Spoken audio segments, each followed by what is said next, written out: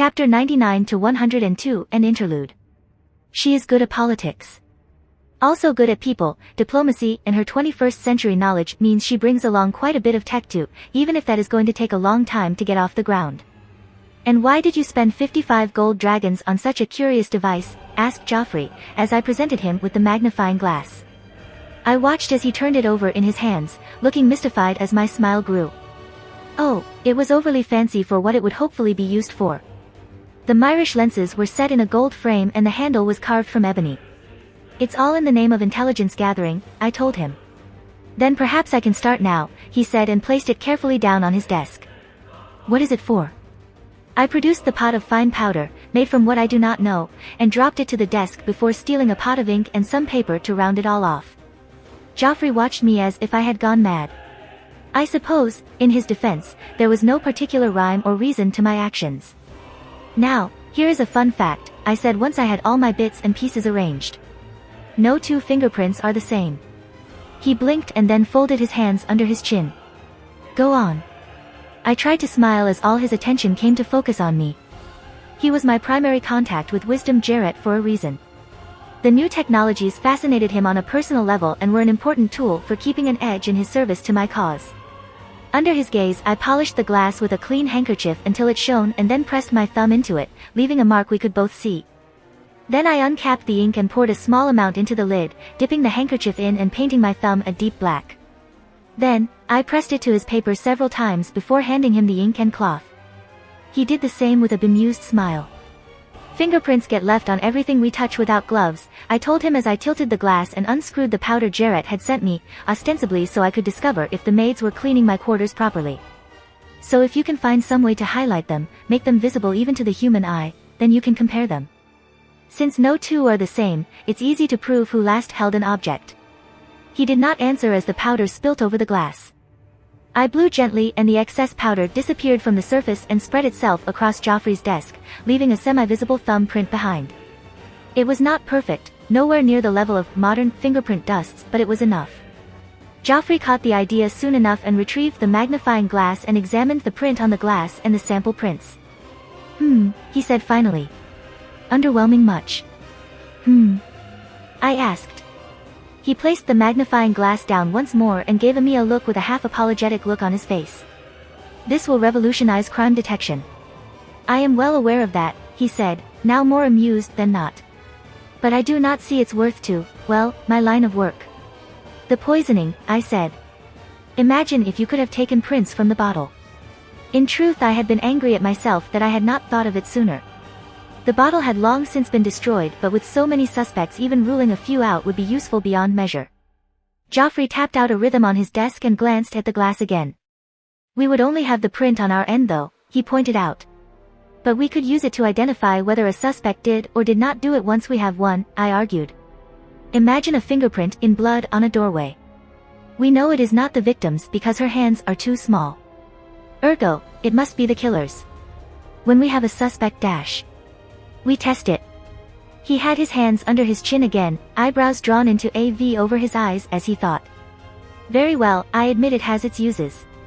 I must have pouted because his amused look came back even as he struggled to look stern. I will work on it, he promised. I was about to press the issue further when somewhere above us, a door slammed and the distant sounds of Lena yelling filled the manse. Joffrey was in the dark as I was if the confused looks we shot at each other was any indication. I've a right to see it, she was bellowing as Joffrey and I got closer. No, you most certainly do not, barked Corlys, prompting a scream of frustration. Why are you being stubborn? It's just some books and art, she was retorting as I pushed open the door to the room to Corlys and Rhaenys' living space. Instead of answering, Corlys directed a glare at us and Lena whirled around. Rhaenyra. Joff. I will not change my mind, Lena, her father warned. Puzzled, I glanced between the two, noting the flush on both of their cheeks that indicated they had each been arguing for some time. A sigh came from somewhere over my shoulder. Do not get involved, Rhaenyra, sighed Joffrey, sounding tired. They will yell at each other until the end of days and neither will bend for the other no matter what you say. He will bend for Rhaenyra. For his future queen. Lena protested but the effect was ruined by Corlys throwing up his hands and shaking his head in denial. Future, he replied, crossing his arms. Not yet, my queen. Perhaps you could explain what the argument is about? I said, and Joffrey sighed again before moving forward to stand by my side.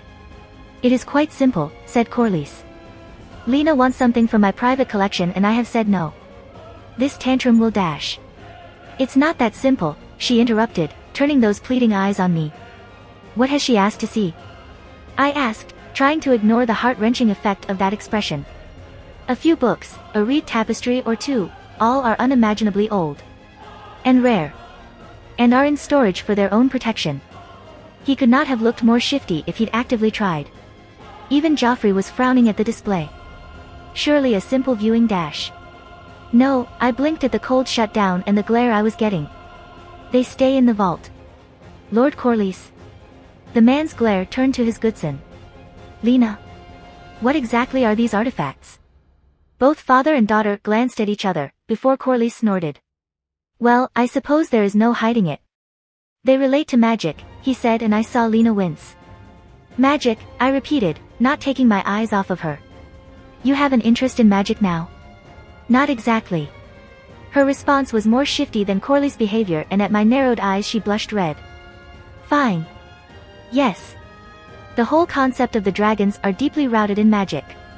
One cannot understand dragons without magic. I stared at her, her face flushed with righteous anger. Next to me, I sensed Joffrey doing much the same. You have to understand, she said into the silence. They are creatures of magic. Those books, that art. I need it. Jarrett's books can only convey so much. Jarrett, said Joffrey, raising a hand to his forehead and groaning. Of course that madman is involved. He gave me a few lessons in the basics, Lena retorted, and pointed me towards more reading materials. My brain finally rebooted and I shook myself from my shock, almost physically. I don't understand. She grimaced at my statement. You wish to learn magic to understand the dragons? You know why it's important, Rhaenyra, she insisted, stepping forward and taking my hand. Her eyes sought mine as she gripped my fingers tight. When she spoke next, her voice was a whisper. Our future, our children's future, rebellion, the long night. And how does learning magic help? I hissed. Apart from painting a target on your back that every slightly devout lord will use for practice. She let go of my hand and stepped back. It's more than just the dragons, she said finally after taking a deep breath. It's Westeros as a whole. Explain, her father said. She took another deep breath. It is hard to, she said finally. It's rooted in concepts I do not fully understand. Concepts I know are explored in those books. Do your best, commanded Joffrey, cutting Corlys' response off. The man fell back, looking disgruntled. Did Jarrett ever mention a tablet to you? She asked. It's from the great empire of the Dawn Dash. The Tablet of Stars, I said, and she nodded. Just seeing it is considered the pinnacle of alchemy, Jarrett says. It supposedly describes the first long night and how it came about. After I learned of certain facts, I asked Jarrett and he told me about the tablet. So she'd gone investigating after learning of my tale. Of canon. And remembered I'd seen some of the symbols he showed me. In Father's collection. You believe it's important to understanding what the long night is? I asked. We were a long way off the second long night. It was, quite literally, not a priority. Not just the long night but, magic. The great empire of the Dawn outstripped even the Valyrian freehold. They had magic we could only dream of, that Valyrian sorcerers could only dream of. She was cut off by Corlys surging forwards and seizing her arms. Listen to yourself, girl. You sound like a madwoman, he bellowed, and even Joffrey flinched at the sudden volume. Better men than you have wasted their lives seeking these secrets. It drives them mad. Then it kills them. She tried to pull free but he held her still. I could only stare as her violet eyes widened and Corlys' face hovered ever closer to her own. In fairness, even Joffrey seemed routed to the floor in shock. You speak of some ancient disaster as if it's relevant. You speak of violating the tenets of the faith as if it's nothing. Might I remind you of Gagassos? That dead city riddled with sorceries and plagues? Of the twisted monsters that it birthed as the Valyrians practiced their magics? Finally he let her go and stood back, his next words were hoarse with emotion. Cease this search, daughter. Stick with your dragons. Pursue the matter of the artifacts again while I live and I will have you stripped of your name. We were left gaping as he stormed out.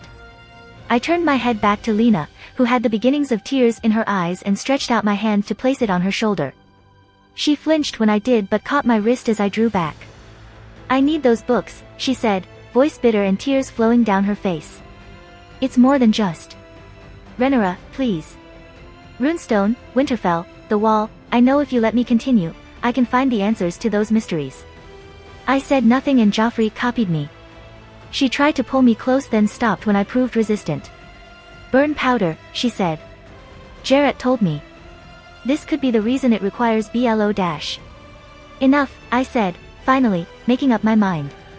"Lena, we are constantly observed, constantly attacked, and our enemies will use any perceived weakness. We cannot afford to get involved in magic of all things. You tasked me to learn the truth about dragons. That made me pause. We need them if we are to survive, and yet if I am to know their secrets, then I must delve deeper. You put us all in a difficult position," said Joffrey, his stick tapping as he moved closer. "We cannot afford rumors of magic. Yet all will be lost if we lose our dragons." She abandoned me and appealed to her husband. "You and I are good enough to hide it." There were dark rumors about Targaryens that had gotten too involved in magic and its practitioners, Maegor, Aemond, Sharera, Bloodraven, probably Stannis too, in his future. Yet if Lena was right. Daenerys had hatched her eggs, a miracle if George were to be believed, whilst echoing the words of a witch. Oh gods, whichever way I jumped I was at a disadvantage. "Fine," I said, and Lena whirled around to stare at me. "Joffrey too. It is kept secret. Nobody learns of it. You consult me regularly and no, and I mean this Lena, no killings, no blood magic, theory only." "Nothing like that," she assured me, leaning into Joffrey, looking relieved. "I only need the theory to expand upon Barth's work." I was about to chide her further on the matter when I was interrupted by yet another Valerian yelling. This time it was Laenor, and he was yelling for me. I was out of the room in a flash and heading towards the nursery as fast as my legs could realistically go. My husband was half leaning out of the door when I reached him, my breath coming in short pants. Whether it was due to fear or exertion I could not tell. He seized my wrist and dragged me forward into the nursery itself, babbling incoherently. I tried to get him to stop, to calm down and tell me what was wrong before I exploded, yet when he dragged me before the twins, both seemed fine. "What?" I finally managed to gasp out. Laenor finally stopped and looked at me, face morphing from a confusing mix of emotions to slightly guilty. "Nothing is wrong. I'm sorry but dash. Dada." I peered at Jocelyn as she descended into happy babbling, small arms waving in the air. "Did she dash?" I was cut off by Laenor's nodding, silver hair a mess about his face and his eyes threatening tears. I turned back to my daughter, who seemed intent on trying to catch her own foot now that it seemed play was not forthcoming. "Oh." I only realized I was weeping tears of joy when Laenor's threatened tears broke and he threw his arms around me. I couldn't help but laugh as he lifted me into the air and twirled me around. "She said Dada. She knows who I am," he crowed joyfully. I was still weeping slightly when he put me down, a grin so wide I feared he may strain something. "Yes," I said back, gripping his arms and overwhelmed. "But if Alice's first word is not mama, we're having words." The threat had no bite to it. I was too happy and so was he. Corlys was still on edge the next day when I finally managed to arrange some sort of meeting between us all. The frown on Laenor's face as he examined Lena told me Joffrey had filled him in on what his sister intended to do. Although if Rhaenys knew what Lena and Corlys' disagreement had been about, she certainly didn't show it. Instead, she greeted us all with a smile and a quick update on the rebuilding of Spicetown. The good news was that they had managed to pull ahead of schedule, which pleased Laenor. The news of them being over budget was a little more concerning. Still, it was Valerian gold, not technically mine, and I was not allowed to sulk when they spent it. Besides, the work on Spicetown would benefit me in the long run. As they all settled into seats and murmured their greetings, I shuffled the papers. I'd had one of Joffrey's scribes copy out. Each copy listed my ideas, thoughts, and wants all drawn up into a solid plan for reforming Westeros laws and hopefully heading off the disasters of the future Targaryen kings. They'd find new ones, I was quite sure, but I could not prepare for every eventuality, and so I had not tried to. I began sliding each copy out. Not one of them seemed put off by the thickness of it. I was glad to see. "This is just a first impressions discussion," I said. "We can refine and work on it through further meetings." "The basic law of the Seven Kingdoms," said Rhaenys, her tone doubtful. I did not wince, but it was a close-run thing. That tone already did not bode well, and this was just the first, and least objectionable, of the changes I planned to make. Indeed, I replied, keeping my voice even. A foundation our descendants can use to build a better future for themselves. Her face did not change from its doubtful frown as her eyes scanned through it. Lena merely looked puzzled, Joffrey and Corlys thoughtful, whereas Laenor, damn it, also a doubtful frown. I remembered his staunch opposition to change long ago and took a deep breath. If I was lucky, I would win over Joffrey and Corlys, and they would help convince their significant others. The first 5 decrees are already law, she said finally, but I sensed her disgruntlement was due to the last 2 decrees. They are common laws or customs. They are done because they have always been done that way. People cannot imagine it not being done. I am merely putting ink on the paper and formalizing the matter, I explained. Besides, this was to be a set of laws that not even a king could break. Especially Decree 1, with any luck adhering to that would prevent any regrettable incidents like murdering a Lord Paramount and his heir. The other formalized the ban of slavery, guaranteed the right to petition the crown, guaranteed the right for a trial, and guaranteed the right to take the black if you have been convicted of a capital crime. Basic stuff. Nothing revolutionary. What do you think of the last 2? I asked my assembled, small council. Those referred to the formalization of a great council in the case of a disputed succession and the idea that not even a king could break the above laws without permission of more than half his lords. Those ideas were radically new to Westeros. Especially the last one. The idea that the king's word was not law. That his power was not absolute. The look on their faces told me everything as they struggled to find some way to let me know I was making a massive mistake with Decree 7 without hurting my feelings. I leveled them all with my best stare. I would be queen, I could take criticism. Surprisingly, it was Joffrey who spoke up first. Do you not disinherit yourself with this decree? He asked, tapping Decree 6 on his copy. If a great council were called, how many would support your brother because they do not believe a female ruler is capable? You risk destabilizing your own rule from the start. Too many would support Aegon, you have the right of that, I admitted.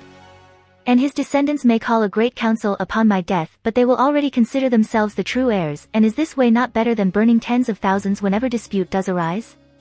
Besides, I have prepared something to remedy such a situation. He could not argue that, but it seemed Rhaenys had finally found a point to debate me on. You are giving too much power to the lords, growled Rhaenys. A great council every time succession is disputed?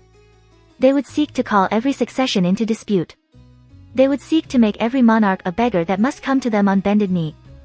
Then it is a simple matter of defining what the dispute is. I answered back. Her eyebrows came together in a dangerous V and her mouth opened to respond, but oddly enough, it seemed I had won over Corlys at least. Rhaenyra is right, my love, what is the kingdom worth if it is set aflame every generation or so? He said gently. It would not be set aflame if people would follow the word of the king, protested Laenor. Which king would that be? Rhaenyra may protest the Great Council was about the right of a king to pick his heir, but we all know that's not what Jaehaerys had in mind. Should we follow his word of no woman sitting the Iron Throne? For a moment I thought Rhaenys might slap Corlys and then, miraculously, she relaxed. Her face did not change from thunderous disapproval though. Laenor had nothing to say to that, but he was still frowning when he dropped his eyes back to his copy. Am I correct in assuming this House of Lords you have described would form the Great Council? Asked Joffrey, having read ahead. I glanced at Lena, confirming that she had nothing to say on the basic law before moving to answer Joffrey's query. It would, I confirmed. Like many things, George's nobility were analogous to medieval nobility just blown up on a massive scale. The dukes were what I had come to privately refer to as the Lords Paramount, Stark, Arryn, Tully, Greyjoy, those that ruled over kingdoms in all but name and in some cases had ruled kingdoms in the past. Lords were the ones sworn directly to a Lord Paramount and had vassals sworn to them in turn, in my classification of rank. Westeros was vast, yet there were only about 500 lords that met this criteria. The rest were what I would think of as barons, landed knights, and wealthy landowners.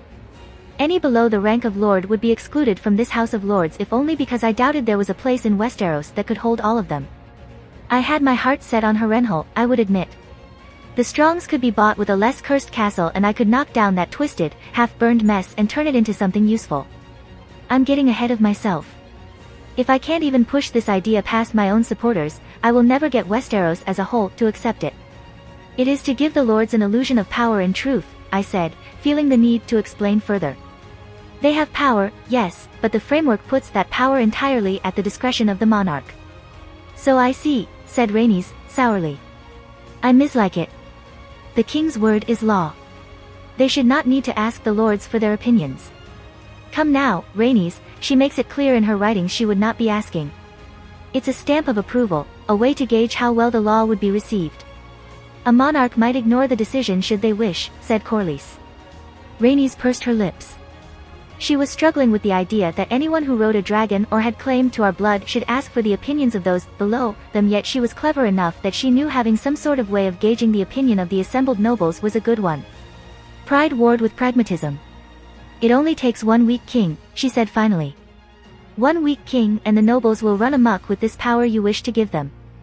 A weak king would allow them to run amok anyway, I replied, and none of us mentioned the name Viserys. He had not covered himself in glory in his early reign, even if he was making up for it now.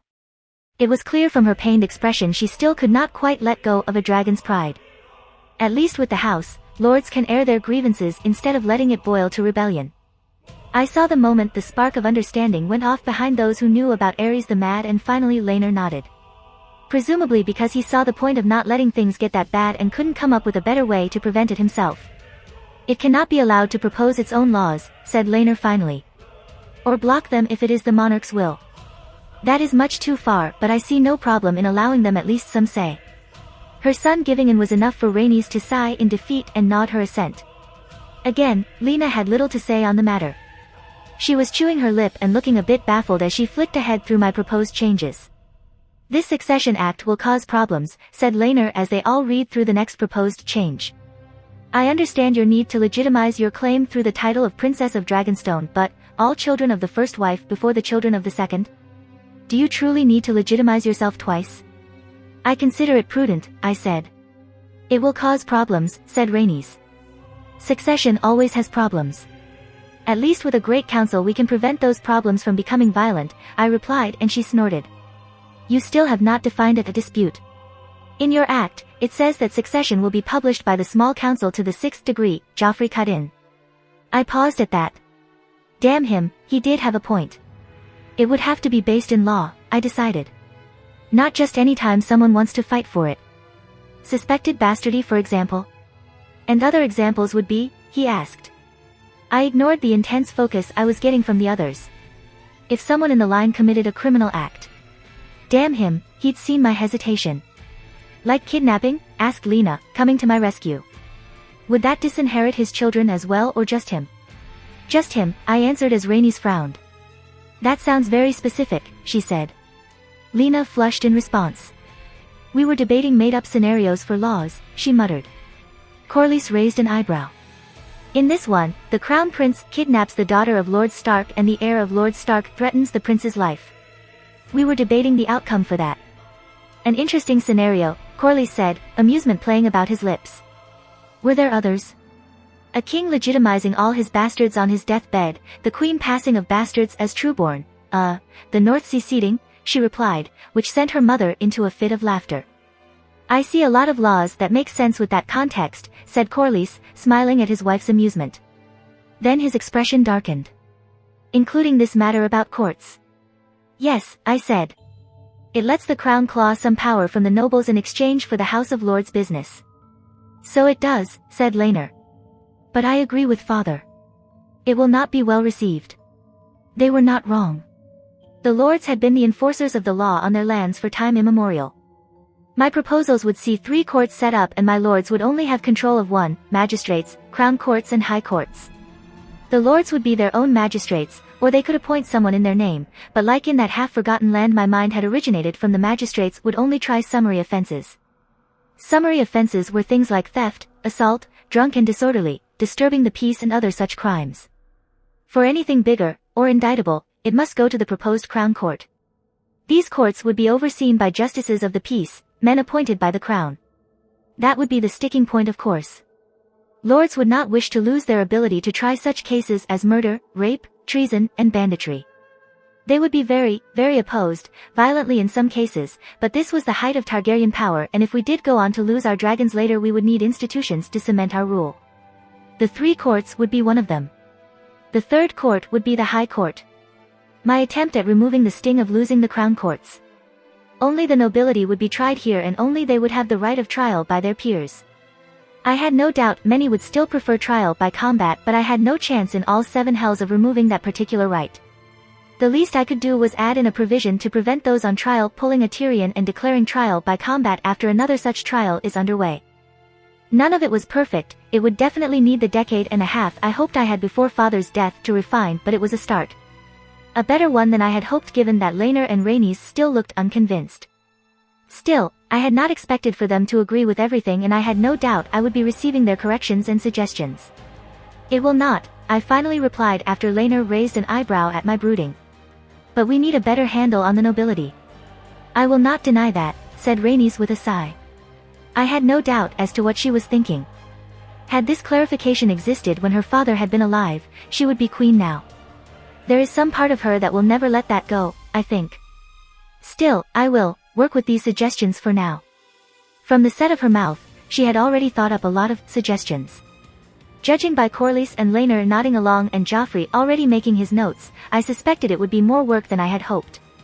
I have an issue with these proposed changes to city charters, began Corlys, and I resisted the urge to close my eyes and sigh. The rest of this meeting would no doubt prove to be a long one. Okay. I've finally decided on what the time skip will look like. After Viserys' interlude has been posted, I'm going to take a week's break from posting. Then I'll post 14 time skip chapters that will cover a decade of time, and then I shall take another week's break. I know that means a month before regular posting starts again, but I'll need to rebuild my buffer and I have 3 assignments that need completing. Perhaps I had blown this whole thing out of proportion. That was all I could think as I surveyed my ladies.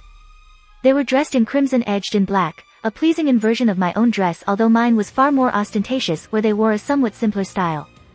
The 7 no Maria and Felena had cursed me for choosing it as they'd fastened and strapped me into the damnable thing this morning. It had layers, it had dragons, and it had metal trimmings. Impressive to look at and a bitch to get into and out of. The color, the shock and awe, all to hammer home my children were dragons, Targaryens, and not Valerians as many in court might mutter. By the 7, I was fretting again. I turned my back on them and made my way over to the heavy velvet curtain, pulling back the corner so I could peer out over the assembled crowd. It was the somebodies of Westeros, yet again, that had gained access to the September. There would be many more later, when our little party made its way to the throne room, but even looking out over the crowd now had my heart pounding. Rhaenyra, Lena said gently from behind me. Come away from the curtain. You will just work yourself up further. I stepped back and let the velvet fall back into place, taking a deep breath before forcing a smile on my face and turning to her. She raised an elegant silver eyebrow at how fake the grin must look. Or how manic I must look. It was hard to tell. Deep breaths, she said. I followed her advice as the world tilted around me a little. I have not known you to be so worked up about a public appearance ever before. I pulled a face at the teasing smile on her face, but it only made her chuckle. It is not just my appearance now, I told her, and if on cue, one of the stars of the show gave a wail. Lena's amusement only increased as we both turned in time to see Laenor lift Jocelyn from Maria's hands and cradle her to himself. He bowed to me on his dress today. He'd taken one look at my expression and timidly agreed to wear whatever I had the maids lay out for him. I'd had to wrestle with the temptation to drape him in my own colors for a little too long to be healthy. Still, he wore a beautiful doublet, stitched with silver seahorses and waves. A matching cloak was thrown over his shoulders and his now shoulder-length hair was pulled back into a tail. He wore a blade at his waist, the only thing he'd truly insisted on against my wishes. He wanted to appear the handsome warrior prince. I have her in hand, he said, noticing my look. It was true. She had been completely distracted by the silver seahorse clasp of his cloak and was pawing at it with a smile stretching her face. I gave him a strained grin and turned back to an even more amused Lena. I am allowed to fret, I told her sternly, and she snickered into the back of her hand. Perhaps you could see how Sarah is doing with Alice instead of working yourself up further, she suggested once she'd calmed a little. I followed her pointed look to the strong girl. Sarah was singing softly, that much I could tell, and Alice was gazing up at her in adoration. It made my heart ache with happiness to see that unwavering violet stare. When I reached them, Sarah paused and Alice tore her eyes from her and onto me. My heart nearly burst in my chest when she smiled happily at me. She may have been slow to do so, but now that she could, my Alice had smiles for everyone. Sarah passed her over. It all seemed to be moving so fast, I reflected as I rocked her back and forth in my arms. It seemed like only yesterday that I had birthed them, and now they were to be presented to the court. Soon they would be teething, hopefully anyway, and beyond that crawling. Walking. Jocelyn was already babbling and finding her voice. Alice had yet to say any discernible words, but she would not be far behind her sister, I knew. It was enough to make me want to shout, "Stop! Slow down! Let me get my thoughts in order. You should not frown so close to your appearance, you'll worry Alice," chided Sarah, and I forced said expression from my face. "I said it to Lena, and I'll say it to you," I said, passing Alice back. "I am allowed to fret. It's their big day." "That it is," replied Sarah. She still was not sleeping well, I could tell. Dark circles not quite masked by powder. I was at a loss for what to do.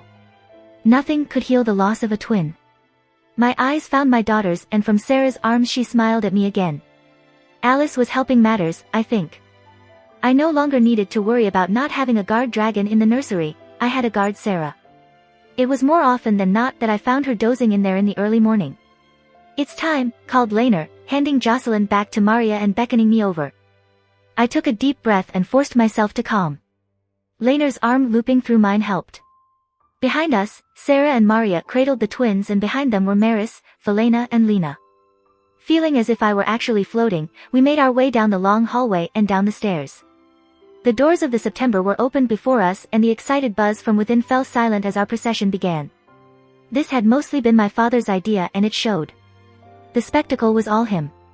Dread mounted in my heart as Jocelyn began her angry grunting, the usual prelude to her screams that could wake even the deepest sleeper, yet I dared not look back. I would have to trust Maria to calm her. By the time we reached my father, she was still grunting angrily but had not devolved into a tantrum. I thanked 6 of the 7 for their mercy and focused on getting through their first public appearance without somehow passing out. Father was beaming as we all took our assembled places. His smile even wider than Laner's whenever he stopped to reflect on his children, but then that was Father. In the past 6 months, I had come to the conclusion that Father loved children. I was startled to find tears in his eyes though, as he gazed at me. At least until Eustace ruined the moment. The Septon stepped forward and cleared his throat before launching into a speech or sermon. It was clear from the beginning that he would not be able to keep the attention of the crowd. All of them, even those I would not have been expected to be interested like Hagen Greyjoy and Rickon Stark, were peering intently at my girls. Everyone wanted to see their new princesses. And, muttered my more cynical side, see how they measure up against that desired son. I refused to frown at the thought though, keeping my polite smile plastered across my face. It became harder and harder to keep as Eustace droned on. Occasionally he actually mentioned the twins, the whole point of this ceremony and the reason we were all here, but mostly he focused on his usual sanctimonious blathering. By the end of it, even my father's smile looked strained. Once Eustace had wrapped up, Viserys stepped forward. I tried not to make the tension that drained from my body obvious. Eustace could make even the most pious and devout men look desperately for the doors with his sermons, but Father, he could rouse the dead to fight for him. The change in atmosphere was not just limited to me. The bored, dull acceptance became charged with excitement. "My lords and ladies," he called, hands sweeping about. "I thank you all for coming today." He would be better off apologizing for making them all sit through that horrendous show Eustace had put on and then groveling at my party's feet for making us stand through it. "We are here today to celebrate the future," he called. "And the future can be found in my grandchildren. My first grandchildren. The first of many, I hope." The crowd chuckled and I tuned out, letting my eyes wander over the crowd. Jane was front and center, smiling broadly at me with Dennis Corbray by her side. Elmo was seated just behind her, enraptured in Viserys' speech and did not even seem to notice my attention. Gwaine Hightower almost certainly noticed though, his eyes flickering from Viserys to mine and then back. Lord Jason had arranged his face into a polite smile as he listened. His twin, Tyland, was sat next to him. Both had once competed for my hand as newly made knights. Jason with quick wit and poetry, Tyland with a show of arms every morn in the training yard. Both were handsome, blonde, and so far up themselves that being married to either of them was my idea of one of the 7 hells. As I could have probably guessed, Hagen and Rickon were the only ones not showing approval. My eyes met Rickon's gray ones and I didn't miss the anger and fury in them. It would seem someone had found out about Bernard's Desert Wolves plan. Well, it was as much Borrow's fault as it was mine. The Storm Lord was enraptured in Viserys' speech as Elmo Tully was, but his wife gave me an almost imperceptible nod when she noted my attention had fallen on her. Elenda was sharp. Somebody to watch, but not a problem yet. No, my problem was a different region entirely. The north. Soon Rickon would be dead. Not even half a decade actually. In canon he leaves the regency in the hands of his much younger and very ambitious brother, Bernard. A man more charming than I would have given anyone named Stark credit for, yet I was not discounting his overtures as support for a coup in the north. For it was a coup he was probably pursuing. The boy Bernard would serve as regent for was Cregan Stark, a man I had a lot of mixed feelings about. During the dance, the vast majority of Cregan's men had hung back, although he had sent men south. Those men had been placed under the command of Roderick the Ruined Dustin. They'd been damn effective, punching well above their weight when it came to offing important greens, but they'd only numbered in the low thousands. Cregan had only moved north after Cannon, Rhaenyra's death. He'd met up with what was left of Rhaenyra's loyalists and somewhat hijacked the cause. By the time he had reached the city, the Aegon of that time had been dead and Cregan had been the architect of the Hour of the Wolf. Would he be a just man? One willing to punish all murderers and traitors even if their actions had benefited him? Or was he ruthless, saving his strength until he could dictate terms with the strongest army even if his chosen candidate died in the process? Cregan or Bernard was the question I had to ask myself. Would Bernard even be made regent now he had gone so openly against his brother? There was a good question. Cheers filled the September as my father came to the end of his grand speech and I forced myself back into the presence, politely clapping as he stood with arms spread wide, drinking in the adoration of the crowd. We were escorted by the 6 knights of the King's Guard the empty throne room. 2 cradles had been set up. I imagined Sarah and Maria were quite happy to drop their heavy bundles into them. It wasn't long before Alicent slipped in, my siblings trailing after her like little ducklings. I greeted each of them with a hug and a kiss to the cheek. It was probably a testament to Eustace's powers of boredom that even Aemond accepted it without complaint or squirming. "How did you find the ceremony?" asked my father. His younger children all glanced at one another before Helena spoke up. "It was boring." I had to slap my hand over my mouth to keep from bursting out with laughter even as father frowned at the statement. Next to him, Alicent's eyebrows came together to demonstrate her annoyance. "Boring," father repeated. Helena nodded. "You should get a better Septon," said Aegon, coming to back her up. "Septon Eustace is boring. Septon Will is much more exciting." "So is Septon Tommen," said Aemond quietly. Daeron merely clutched Aegon's sleeve tightly, violet eyes watching us all. Father sighed heavily. "Boring they say," he said, then turned to me. "Ah well. It is your day, daughter. How have you found it?" The temptation to say boring was almost overwhelming, but I controlled myself. "Well enough. Now. Should we not prepare for the crowd that will be in here soon enough?" At my words, he nodded, clapped and sent everyone scurrying to their places. "Show time." "Beautiful girls," mumbled one of the faceless lords of Westeros that had been traipsing by the cribs for the past half an hour or so. Not that the girls noticed, they were fast asleep. Jocelyn had taken the initial crowd badly and it had taken both Laenor and myself to be constantly within view for her to calm. Alice had been better, but her smiles had died completely as face after face had passed by. Now she was snoring away, her pudgy hand resting on her egg. That had not been my idea but Lena's. "Let them see the eggs," she said as Rhaenys had delivered them into the crib. "Let them know your children are dragons." Rhaenys had been all but preening as she listened to her daughter's words. I was sure now that Corlys had not told her about Lena's interest in magic and how she had fought for access to his more esoteric treasures. That gleam in her eye as she had imagined the glory days of Valyria, long since past. I fought the sudden chill that went down my spine. Joffrey would keep her from doing something we'd all regret. He would not let Lena become Visenya reborn, or worse, my own twisted version of Tiana. "Thank you for your kind words," said Laenor, smile wide. I forced my own smile to broaden a bit and thanked the Lord myself. He ambled off happily. After, Laenor made a show of bending down to tickle Jocelyn's belly and took the chance to murmur to me. "Your thoughts keep running away with you. I'm exhausted. How much longer do we have to go?" I asked. He sighed and tilted his head up to look at me. "An hour or so," he said finally. They would need to be fed in an hour as well, I remembered, gazing down at their peaceful faces. "Do you want an excuse to rest?" "No," I said after a moment's thought. My feet and legs ached fiercely at the denial, but I could not afford to look weak, not in front of all the lords of Westeros assembled before me. No, I can do this. And then the next lord was upon us. Perhaps my inability to stay standing for as long as I remembered I could was a testament to my current fitness. I had lost baby weight, that much I could definitely say, but I was not at all close to the level of fitness I had achieved before the babes were born. Perhaps I should take up jogging. A quick run in the morning to wake me up before my ride with Laenor and then my archery practice. Somehow I made it through, half of my mind occupied with daydreaming of the future and half of it dedicated to not making a fool of myself in front of the many, many lords that had come. Thankfully Jocelyn and Alice remained fast asleep until Maria and Sarah were able to whisk them away to a side room. That was exhausting, I groaned as Alice took her feeding. I was too tired to even feel much embarrassment at feeding them in front of 6 women, although they had long since caught on and tried to give me what privacy they could. I could not wait until I could start them on more solid foods. It would not be long now, but Alanis had recommended waiting for as long as possible before starting them on the fruit mash. Lucerys was already happy to fling at his mother whenever he was given it. Gods, his first name day would be next month. How had time passed so soon? You looked 1,000 leagues away, chuckled Sarah, and I blushed. By the 7, tell me I was not that obvious. I groaned. It set my ladies tittering with amusement. Not that obvious to any but those who know you well, Maris assured me as the others exchanged amused looks. My ladies knew me well by now. They'd seen the worst I could be, my blackest rages and my periods of self-loathing. Somehow I had not scared them off.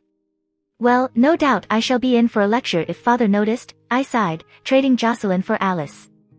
My firstborn daughter was unhappy in my arms, small chubby hands waving about as she let me know she had not appreciated today's festivities.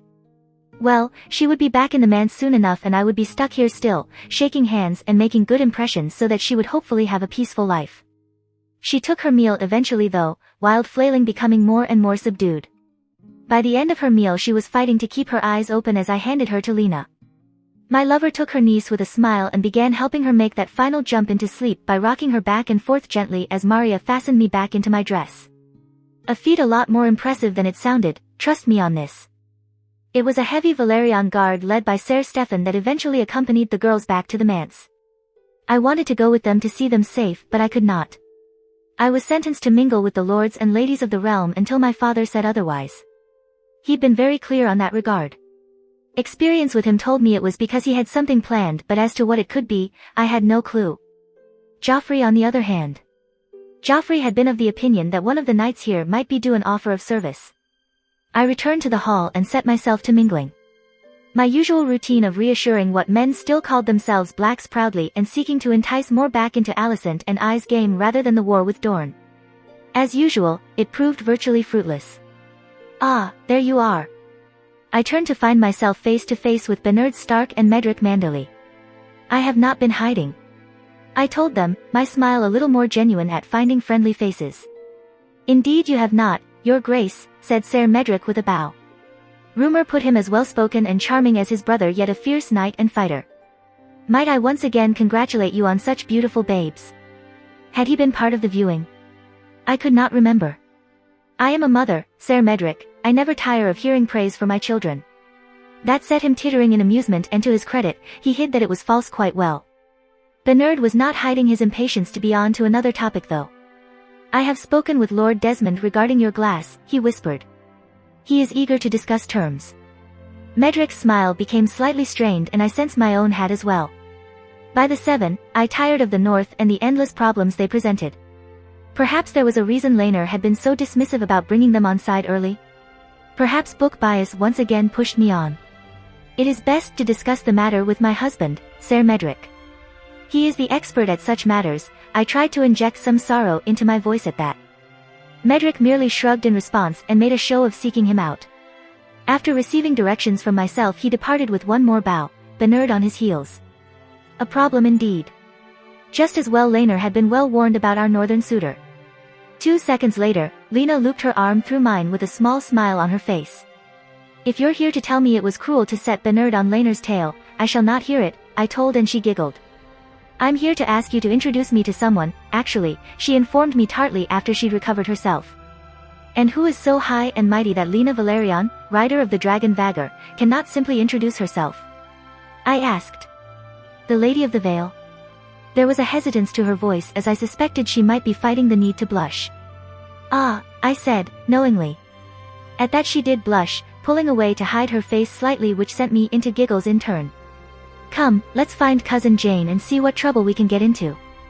Jane had clearly had the best idea of all of us, pulling her loyal lords in as defenses whilst she, Jess and Ser Dennis took refuge behind the small break in the crowd they provided. They parted easily for Princess Rhaenyra and her good sister though. Not that Jane seemed to mind if her easy smile and the 2 kisses she dropped onto my cheeks in greeting were anything to go by. Jane, might I introduce Lena Valerian? Lena, this is Cousin Jane. Lena got halfway through a stilted and awkward greeting when Jane decided to hells with it and gave her a hug. It was somewhat amusing to see. Jane was only just taller than me, and where Lena had become used to adjusting to my height, she had no clue what to do with someone who was a complete unknown.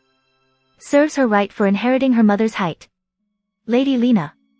I have heard so much about you from Rhaenyra. Lena blushed again and shot me an appraising look. Don't be so shy, Lena, I said with what I hoped was a reassuring smile. She already knows what a dear companion you are to me. Does she? She asked, rallying herself from the tides of embarrassment. Oh yes, said Jane, interrupting my reply. She bet you could beat Jess in a fist fight, you see. We spent an hour debating who would win. That startled a laugh from her and she relaxed slightly. I still wanted to take her hand and reassure her it was all okay though. I do believe I am not much good in a fight with my hands. I rely on Vagor too much, I fear, Lena chuckled, earning a quick smile from Jane. That was the conclusion we came to as well, said Jane solemnly, and I made a show of nodding along. Although Rhaenyra did not wish to be disloyal to you. Now, come and meet Jess and Dennis. It was a command and we obeyed, not that Jane was keen on giving us much choice. She took Lena's hand and half pulled her over to where Jess and Dennis were pretending to chat and hide the fact they were eavesdropping on our conversation. Might I introduce you to Ser Dennis Corbray, my betrothed, and Lady Jessamine Redfort, my own dear companion. Thank you, Jane. You look much like your brother, my lady, said Dennis Corbray. We met briefly when he came to the Vale and we have a mutual acquaintance. It was a shame we could not speak openly here, that it must all be done in double-speak and innuendo. Lena would do well to simply be able to speak with her, and I am an idiot. We were wondering if you might visit before Lena has to fly off to war, I asked my cousin. I'm sure we can find Helena something gainful to do in the meantime. That would be lovely. What do you think, Jess? Dennis? Jane enthused. Perhaps I could invite John. I admit I am eager to meet Ser Laner in the flesh once again. John shared many tales regarding him. I fought to hide my smile at that and agreed readily. It will be fun, said Jess, nudging Jane excitedly. I might have planned it out a little better with them both, but my father parking himself on the raised dais that had been occupied by the twins until recently caught my attention. Indeed, it caught everyone's attention as the vast hall slowly fell silent. I was put in mind of a school assembly with all the shushing going on. My lords and ladies, as much as I wish it were, this day is not solely about my grandchildren. A chuckle from the crowd. For it strikes me that my loyal knights of the King's Guard are short one member. Behind him, the men sworn to him were assembled. The Lord Commander, Laurent Marbrand, and his 5 subordinates, Eric Cargill, Ricard Thorne, Stefan Darklin, and Willis Fell. Who would join their number? It had the crowd murmuring amongst themselves, theories and speculation briefly running wild until Viserys raised his hands once more. So it falls to me to name a new brother of the King's Guard. One who will be loyal. One who will uphold his oaths. Oh, I wish I had eyes on Alicent right now. She has to be so angry he's indirectly calling her out again. Ser Garibald of House Grey, please step forward. Huh, that has to be some form of irony, right? Ser Garibald would serve him well and, if the gods were kind, he would serve his daughter well in time. He'd already extracted oaths to that effect from the man. He'd made it clear he would not suffer another Criston Cole. The King's Guard oath he spoke now was a formality. Ser Garibald had already pledged his life to him. As the knight rose, a sworn brother of the King's Guard and Ser Laurent presented him with his white cloak. The throne room burst into applause. His daughter seemed puzzled but pleased, he found when his eyes had picked her from the crowd. Mother's mercy, he thought that his heart might burst open at the sight of her. None could deny she was a queen in truth. She was made of stern stuff, his Rhaenyra. The 7 knew she had to be. She would be strong enough to lead Westeros, he knew, just as he knew she was strong enough to triumph over those that would deny her the throne. He didn't look at his wife, the smile would waver from his face and he could not afford that. The people must see a composed and calm king, not one that fretted over what part of his family would murder the other. He loved Alicent, he loved her so much it hurt, but he couldn't trust her anymore. She would sooner kill Rhaenyra than see her crowned. Aegon, no, his son was better than that. That much was obvious now. The boy had some space between him and his mother. 7 Save him, why couldn't he just send her away? Your Grace, murmured Lionel, into his ear. We await your signal. The crowd were tense again. He put about that something else was happening today but had left the rumors deliberately vague. Then he tracked down Ser Joffrey and told the man point blank what he intended and demanded he not reveal the matter to Rhaenyra. The man disgusted him, made his skin crawl, but he could see why Rhaenyra kept him around despite his part in the insult that was her marriage. The man was efficient and talented. He knew he was taking a risk by trusting the man. Rhaenyra did not, as a general rule, like surprises. It may be Joffrey Valerian would tell her anyway, but he hoped not. He thought this might be one surprise she enjoyed. Good work, Lionel, he whispered back. I shall begin soon. The man strode off, courtiers parting before him. The 7 bless Lionel. He did not know where he would be without him. Still Otto Hightower's puppet king, no doubt. It was Lionel's capability that had made it safe to banish the man after he'd been caught haranguing his daughter. Another thing to feel guilty over, he reflected as his eyes found her again.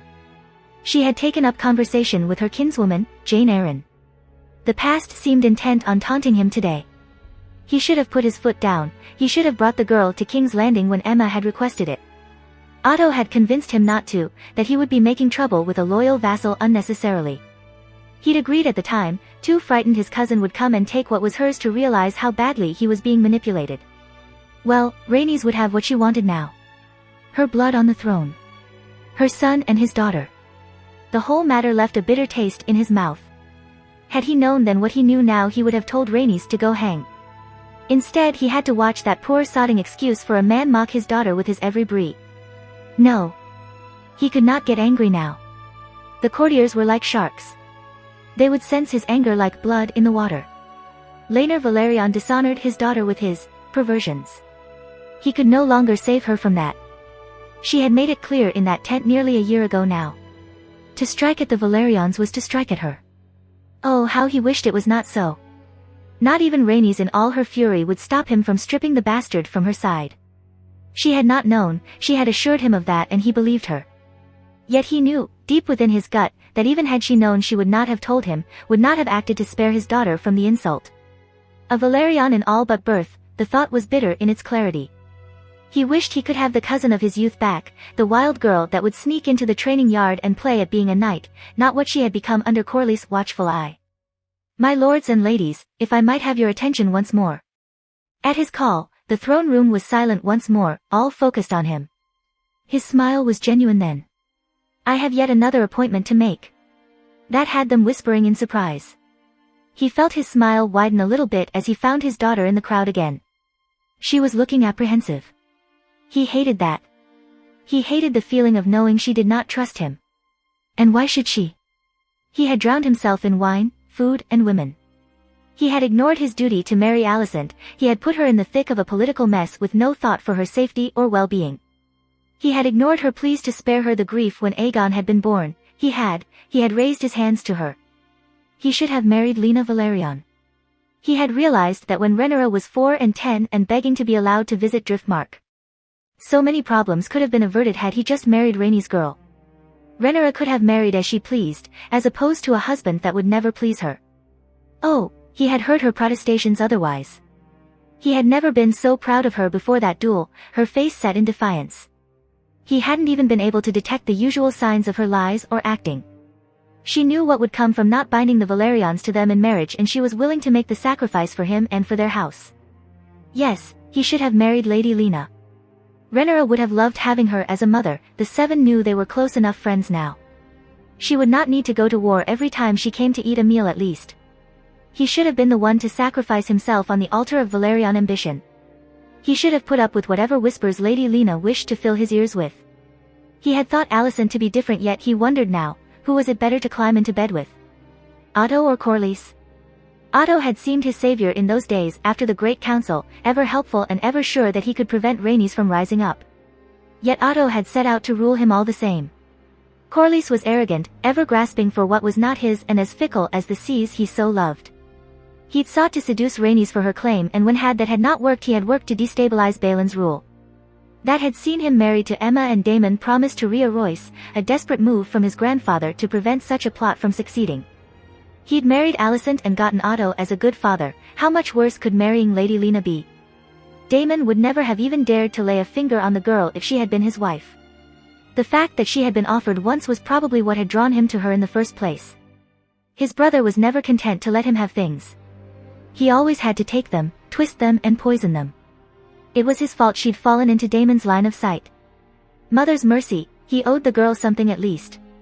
He owed his nephew something he could call his own. He'd been a piss-poor brother, but he could be a better uncle. He'd play the old man doting upon the next generation. He'd make sure his brother's son was raised to be a better man. There will be need for strong guidance in the months to come. Strong guidance I cannot provide from the deserts of Dorne. It was best not to get too lost in thought. Especially not about his traitorous brother. In the corner of his eye, he saw the servants moving into position under the watchful eye of his hand.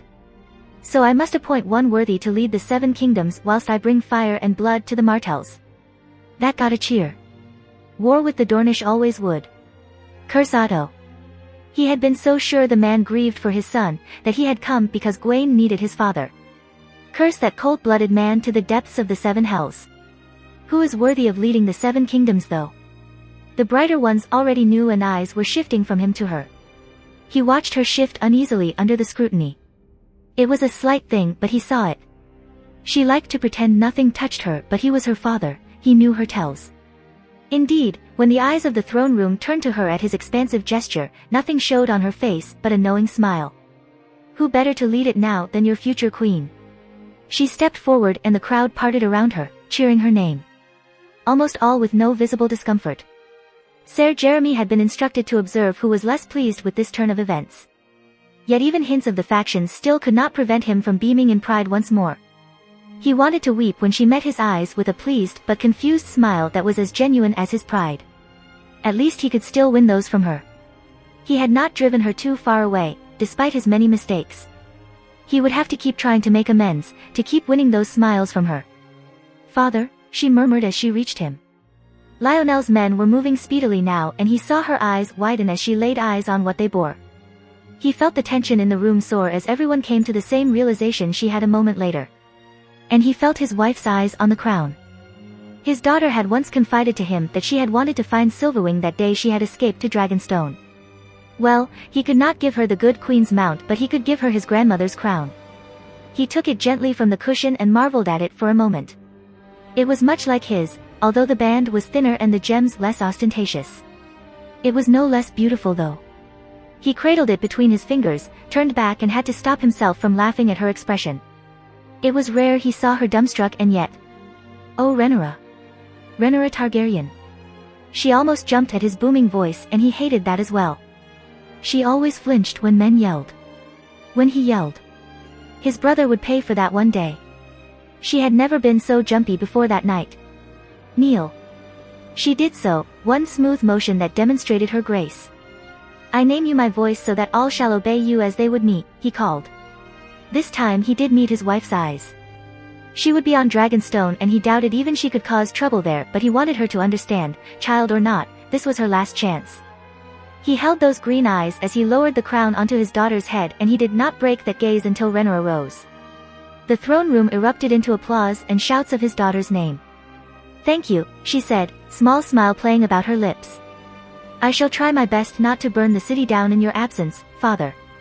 See that you don't, he told her, his voice stern. Then he gave her a warm smile. One she returned with ease. Although if you do, be sure to get Fleabottom. If we are to rebuild the whole blasted city, we should at least try to make it smell better. The laugh was genuine as she turned to face the hall, linking her arm through his. And now begins my first break in posting.